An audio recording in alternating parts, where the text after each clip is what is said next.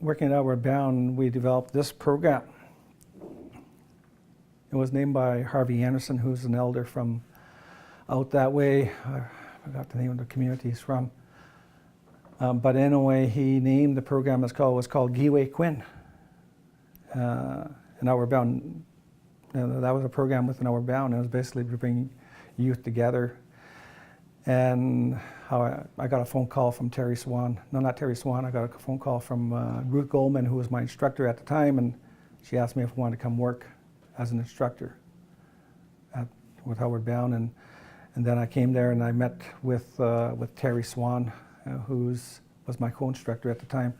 And so to this day, I translated that to Ojibwe, with meaning Bigiwayan Nikemanan.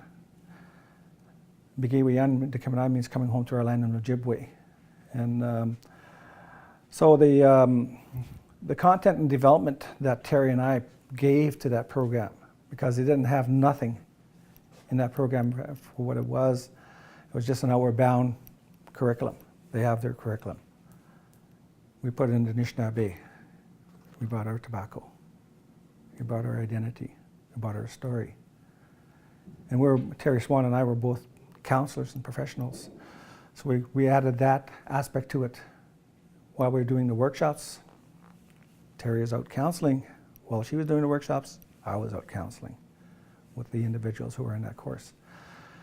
Because we come to understand these different things that, in terms of this, what happened to our people. These are 10 youth who come together every summer. Terry and I would spend a week with them, and we get to know them. And you can see the medicines working within the land of how that rock climbing, whitewater paddling, and the wilderness environment is having on them. They're strangers. We meet them at the airport. Around the middle of the course, they're like this, and at the end of the program, they're like that. They're like a family. You could see that.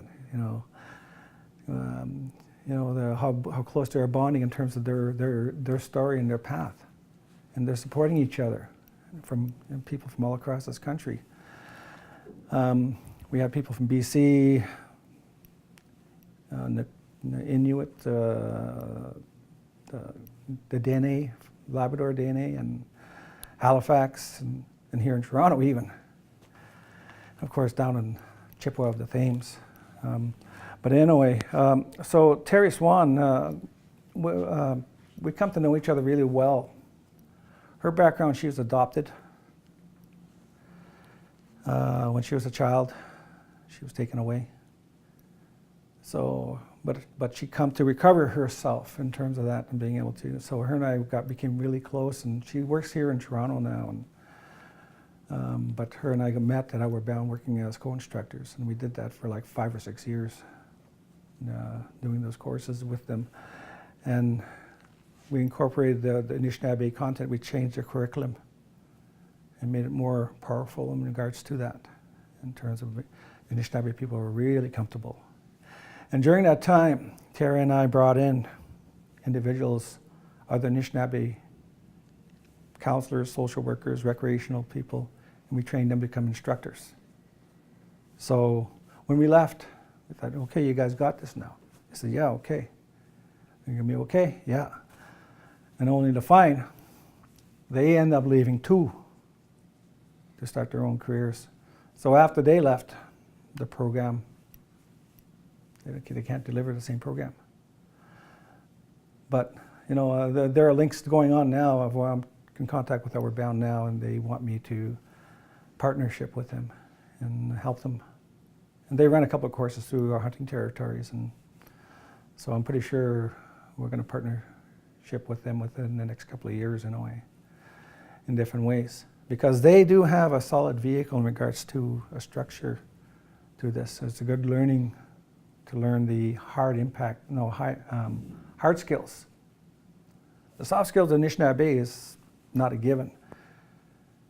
It takes a lot of work to get to that point in regards to being able to utilize those beliefs, those gifts, those ways.